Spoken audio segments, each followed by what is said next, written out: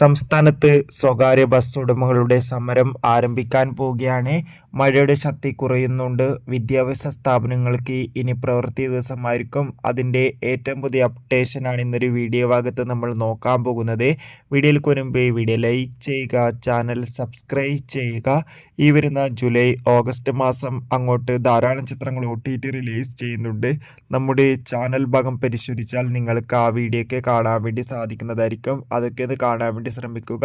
നേരെ ഇന്നത്തെ വീഡിയോയിലേക്ക് പോകാം. സംസ്ഥാനത്ത് ഇതാ സ്വകാര്യ ബസ് ഉടമകളുടെ സമരം ആരംഭിക്കാൻ പോവുകയാണ്. വിദ്യാർത്ഥികളുടെ പൈസ നിരക്ക് കൂട്ടണമെന്ന് ആവശ്യത ഉന്നയിച്ചായിരിക്കും സംസ്ഥാനത്ത് സ്വകാര്യ ബസ് ഉടമകളുടെ സമരം ആരംഭിക്കുക. ഓഗസ്റ്റ് മാസമായിരിക്കും ആ സമരം ആരംഭിക്കുക എന്നാണ് ഇപ്പോൾ നിലവിൽ അപ്ഡേഷൻ സൂചിപ്പിക്കുന്നത്. തീയതി ഇതുവരെ പ്രഖ്യാപിച്ചിട്ടില്ല. എന്തായാലും കണ്ടതിന് അറിയാം ബസ് സമരം ഉണ്ടാകുമോ ഇല്ലയോ എന്ന്.